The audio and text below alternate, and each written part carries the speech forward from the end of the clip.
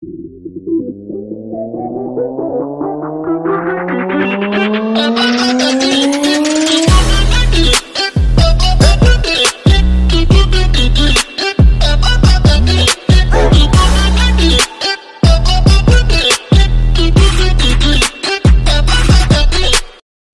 gagawin tayo, TCL. So, testing natin kung mayroong ilaw. Yun, kumikisap pa. Ulit. Yun. Ganyan lang siya. Hindi na siya. Tingnan natin kung may screen.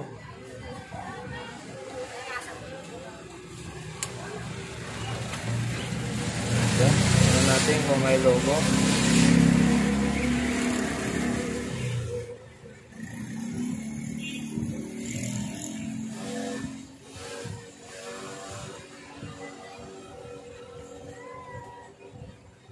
Okay, wala. Kumikisap lang yung ilaw pero wala siyang, hindi naman backlight ang sira. Buksan natin. Yan yung model niya. Ngayon pa lang to gagawin. Sarado pa. Ngayon pa lang to buksan. Ito, nabuksan na natin siya. Ganito yung power supply, main board.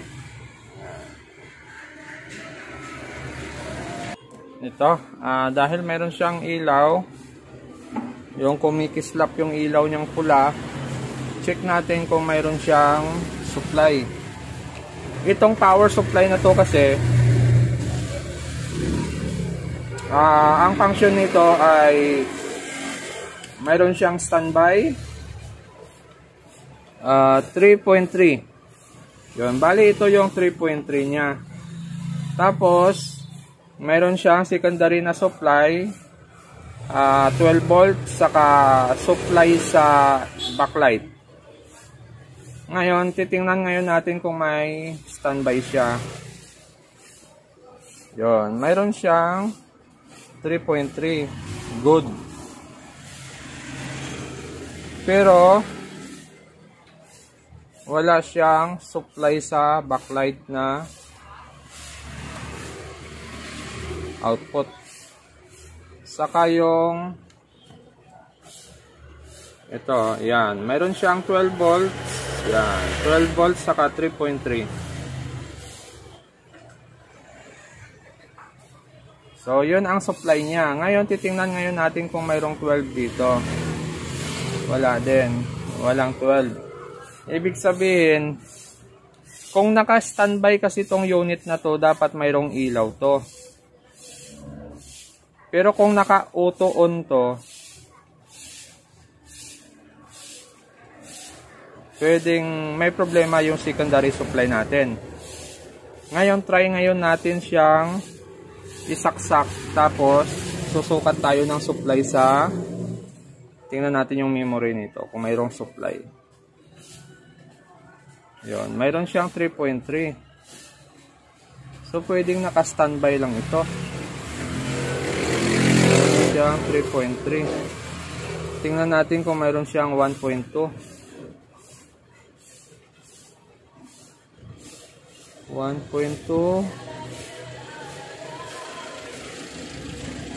Wala. Wala. Wala. Dapat may 1.2 to.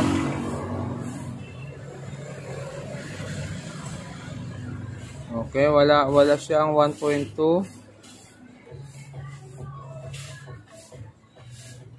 Wala ding mga supply yung mga input ng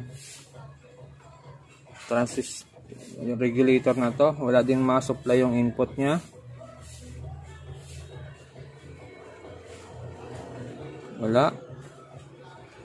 Walang supply para magkaroon ng out.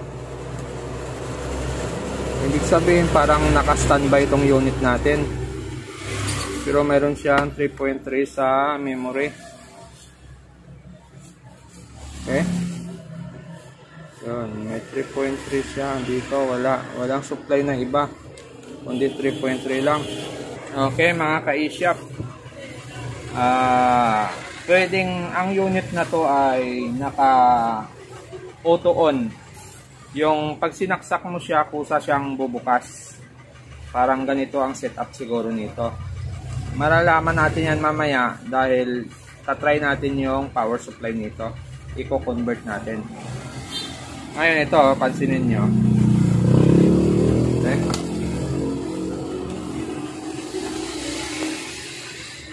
Pansinin nyo yung ating magtutusok lang ako rito sa isang 1.8. Try natin na saksak ko. O, nagkaroon siya ng 1.8 tapos nawala rin. Okay? Okay, sa tingin ko dahil hindi nag-function yung secondary supply nito, pwedeng kaya ayaw magtuloy ito. Try natin i-convert yung supply nito. Hahanap lang ako. Okay, gagawin natin, try natin i-force on yung power supply nito kung mayroon tayong masukat na 12 volts. Try natin i-force on to dahil ito yung key on nya. Katabi lang ng 3.3. Yun, pangatlong pin ito. Yun, force on natin to. Yun, ito. 3.3 switching. Standby niya yung 3.3. Power on. Backlight on. P-dim. Okay? I-force on natin yung secondary nito kung magkakaroon ng 12 volts. Yan, na-jumper ko na yung pin number 3 natin. Mula sa taas, pin number 3 saka sa 3.3. Yan. Try natin ngayon kung magkakaroon siya ng 12 volts. Okay, testing natin. Bali dito yung 12 natin. Ito yung 12 volts natin. Tingnan natin kung magkakaroon ng 12 yan. 4.8, 2.2. Yan. Nawawala din yung supply niya. Bumabagsak ang supply nito. Pwedeng sira yung secondary supply natin.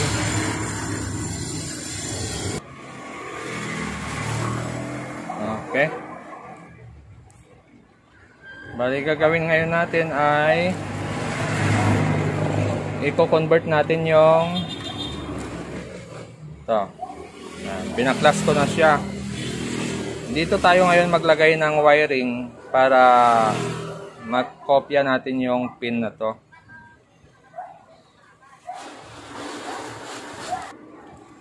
Yan. Yan yung mga pin na ating gagayahin. Yan. P-dim, backlight on, power on, 3.3, ground, 12 volts. Yan. 1, 2, 3, 4, 5, 6, 7 pin. 1, 2, 3, 4, 5, 6, 7 pin. Okay. Wawiringan ko lang siya ha. Ito na. Natapos na natin i-set up yung connection niya. Yan.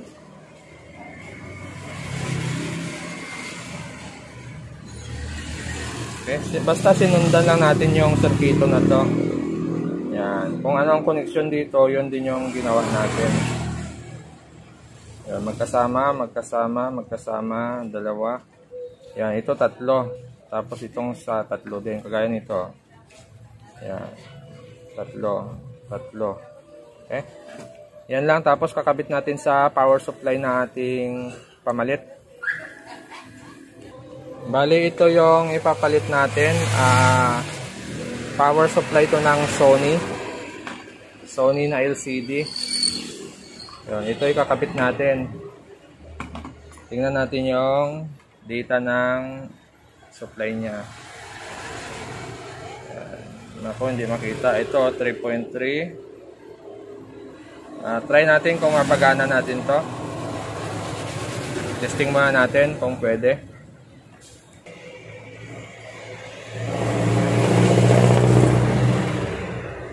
Okay, kakabit na natin ngayon yung ating terminal. Kita ba? Okay, gilid lang. Ngayon, ito yung dalawang to ay papunta sa backlight. Tapos itong pangatlo, naka-zoom tayo masyado pero okay lang. Itong pangatlo ay power on. Ngayon ikakabit ngayon natin yan dito sa may board ng pamalit natin. Sa board ng power on. Okay, saan ang power on nito? Ito. Ito yung power on nya. Yun, nasundan ba natin? Tapos yung pang-apat na pin, yun ay yung standby nya. Ngayon yung standby ng supply natin ay dito 3.3. Yun, 3.3.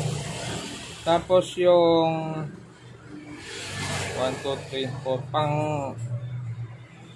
1, 2, 3, 4 5 pang 5 pin nya ay 12 volts. Sa 12 tayo magkabit sa 12 volts. Okay, ito 12. Yan, ito 12 volts nya.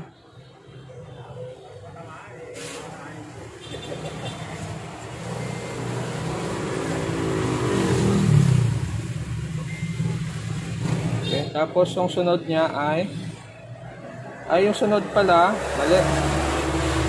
Yung kasunod pala, yung pang 5 pin ay grounding. Yung grounding. Okay, grounding, mali tayo doon. Ito. Sana, yan.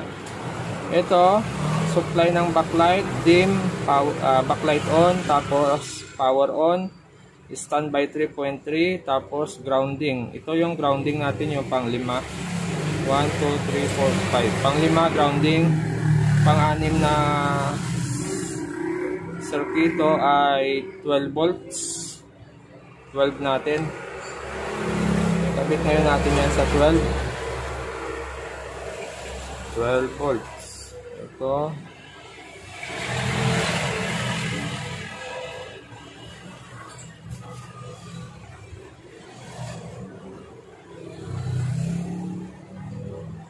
Lang short. Okay, 12. Okay na siya. Kagaya nito. Yan. Backlight, dim, backlight on, power on, 3.3, ground, 12 volts. Okay, tama yung kabit natin. Ang kinabit natin ay ito. Ito standby ano niya 3.3. Yan, 3.3. 3.3. Tapos sunod niya power on. Tapos 12 volts, tapos negative. Ngayon ikakabit din natin yung backlight natin.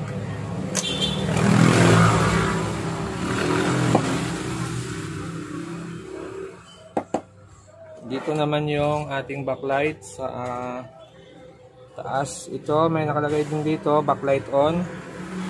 Yung pangalawang pin, yan, yung pangalawang pin dyan ay yung backlight on.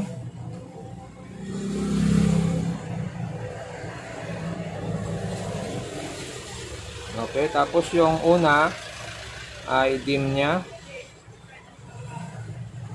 Kinabit din natin. Okay na? Ngayon titesting natin yung main board kung mayroon siyang 12 volts pag i-bypass natin yung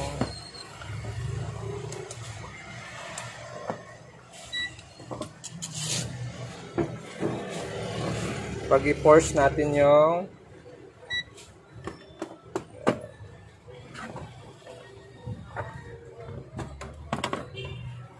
okay, tingnan natin ngayon ang board natin kung magkakaroon ng supply. Okay, nasaksak na natin. Susukat tayo ng supply natin ngayon. Kailangan yung board natin mayroon siyang 3.3 para sa standby. Yun, 3.3. Tapos 12 volts. Yun, mayroon na siyang 12 volts kasi naka-force on pa yung ating power supply. Yan, nag-jumper tayo ng 3.3 papunta sa power on ng power supply. Okay. Ito, set up natin. Yan. Tingnan ngayon natin kung ay supply ito.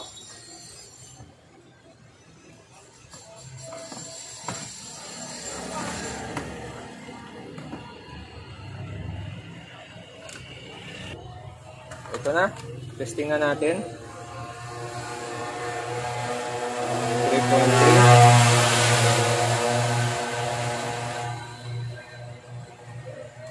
May 3.3 na siya. Hintayin lang nating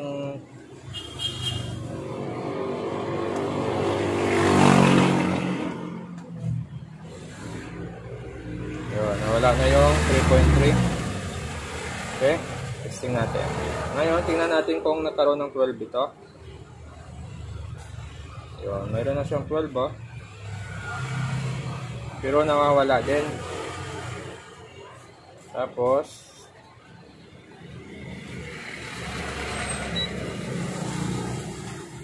tingnan natin yung 3.3 natin. Okay, okay yung 3.3. Yung supply ng memory 3.3. Ito wala din. Try ngayon natin siya i-power on. Titingnan natin kung mag-on to. Ito tayo. 12 volts. On natin. Yon, nag-on siya, 12 volts. Okay? Ibig sabihin, nag-function na yung board natin. Ang kulang na lang natin dito ay supply ng ilaw niya. Ito. Yan. Kailangan natin lagyan ng supply itong ilaw niya. I-convert din natin yan. Bali, yung supply kasi ng ilaw niyan ito. Yan. Dalawang set din. Tapos lead positive, lead negative. Okay, dalawa ang kanyang ilaw. Yun o. Yan, lead positive, lead negative. Tapos ganon din sa baba. Gagawin natin dito yung supply siguro ba 450 volts tapos 6.8 UF yung kapasitor nito. Yun o,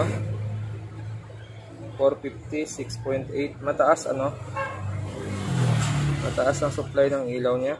Pero sukatin muna natin supply ng ilaw nito kung ilang volts. Ito, titingnan natin kung ilang volts yung ilaw nito. Ang settings natin ay nasa 150 volts. Titingnan natin kung ilang volts. Hindi siya umilaw sa 156.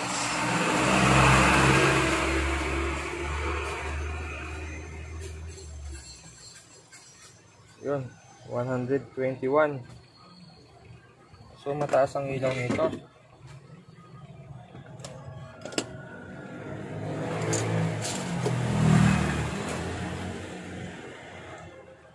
Nangangagat na pala to. 151, 121. Yun, 121.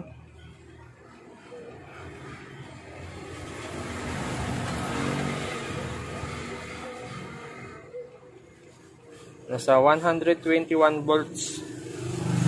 Bali hindi to kaya ng ating backlight driver na 24 ang supply. Hindi niya kakayanin ang 120 volts. Ang gagawin natin dyan ay isang power supply ang gagamit natin, yung 220 volts na kaagad. Titingnan natin kung kakayanin ng 12 watts to. Okay, try natin. So hindi kaya ng 12 natin hanggang 96 lang ang supply nito. Yung 120 plus hindi niya kaya. Dahil masyadong mataas yung supply ng ilaw nito, gumamit na tayo ng backlight driver ng ilaw, yung 9 watts. 9 watts na ilaw. Yan, ito yung backlight driver niya.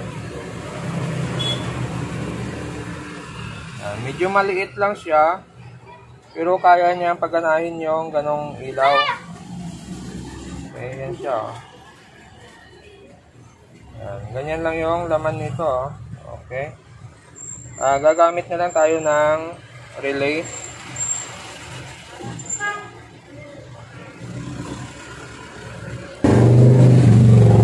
Okay na mga ka-e-shop, natapos na natin yung setup.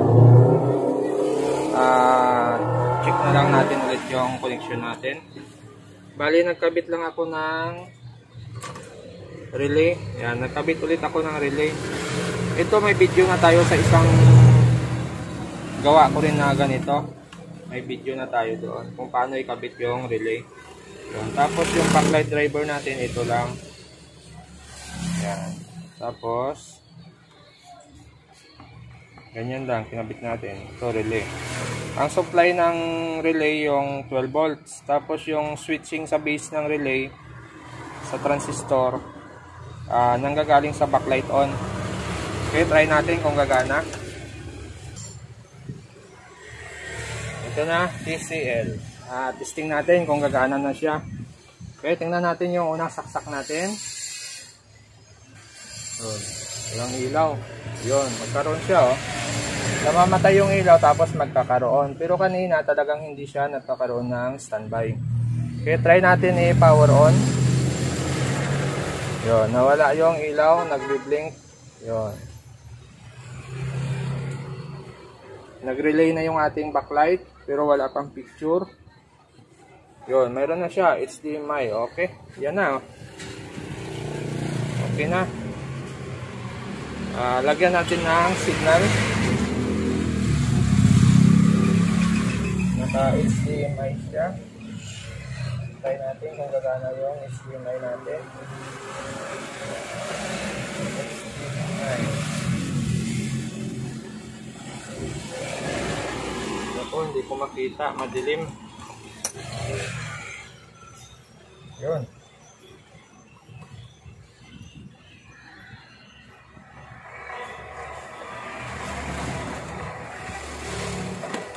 Yun mga ka-e-shop.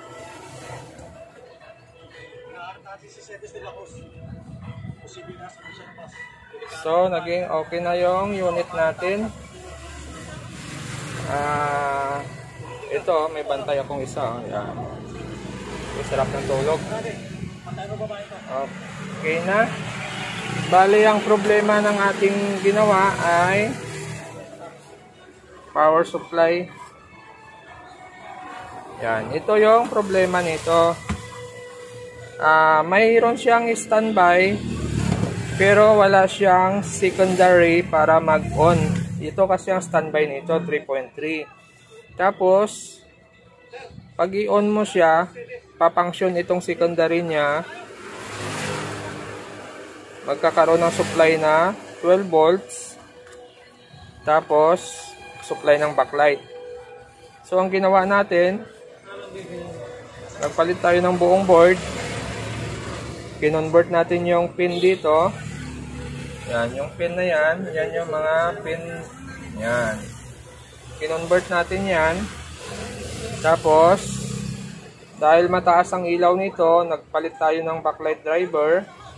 Gumamit tayo ng backlight driver ng ilaw na e-coulomb. Bali, 9 watts. Tapos, gumamit tayo ng relay. So, ganyan na siya. Okay na yung unit.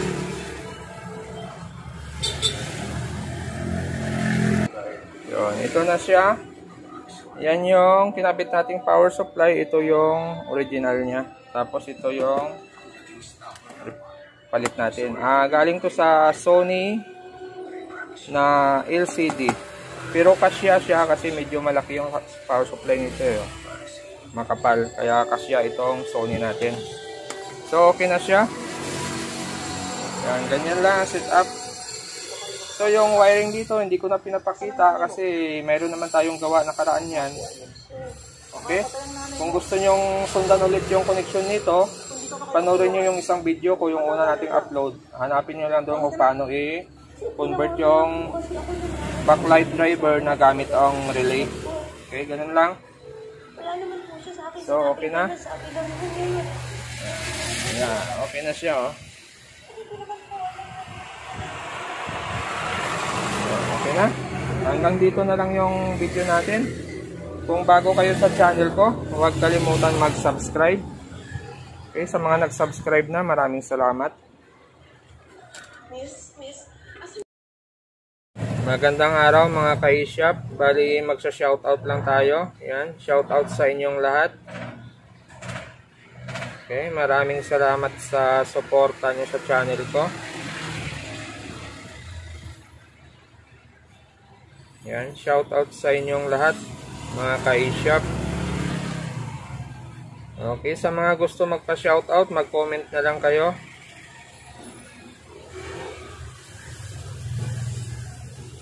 Yan. Okay, maraming salamat. Shoutout sa inyong lahat.